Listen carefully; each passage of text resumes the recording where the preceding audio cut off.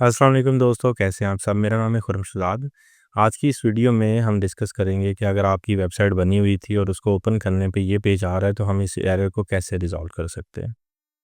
ये actually installation page है। अगर आप वर्डप्रेस को मैनुअली इंस्टॉल करते हैं या आपकी जो वर्ड की कॉन्फ़िग की फ़ाइल है वो किसी ने डिलीट कर दी है तो देन हम उसको रिकवर कैसे करेंगे वेबसाइट को। कंटिन्यू पे क्लिक करें। Let's go.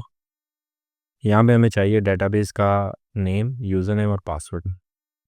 हम इसका cPanel लॉगिन करेंगे और php माय एडमिन ओपन करेंगे। इसके साथ हम MySQL डेटाबेस में आ जाएंगे। हमारी डेटाबेस है 532, तो हम 532 का यही यूज़र नेम रख लेंगे, बना हुआ है, ठीक है। देन हम चलते हैं यहाँ पे, ये हमारी डेटाबेस का नेम है और ये यूज़र नेम है। अब हम पासवर्ड जनरेट करेंगे। तो पासवर्ड जनरेट के लिए हम एक्चुअली इसका पासवर्ड रीसेट करेंगे। चेंज पासवर्ड पे क्लिक करें।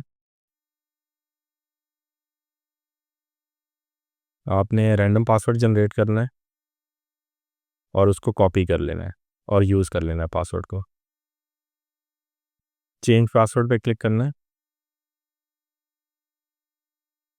अब स्टेप यहाँ पे हम एंटर कर देंगे। अगर हम इसको इसी तरीके से सबमिट कर देंगे तो ये नया एक वर्डप्रेस इंस्टॉल कर देगा। हमें चाहिए टेबल प्रीफिक्स। हमने php में एडमिन लॉगिन किया था, यहाँ से डेटाबेस को सिलेक्ट करें। डेटाबेस को सिलेक्ट करने के बाद यहाँ पे देखें, ये लिखा है wp_jv_। तो ये इसका टेबल प्रीफिक्स है। तो wp_jv ठीक है। देन हम सबमिट करेंगे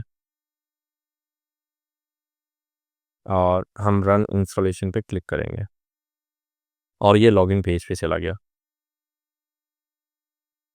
अब आप अपना एडमिन का यूज़र नेम और पासवर्ड इंटर करेंगे और आपकी वेबसाइट लॉगिन हो जाएगी और आपके जो वर्डप्रेस की वेबसाइट है वो भी रिकवर होगी है।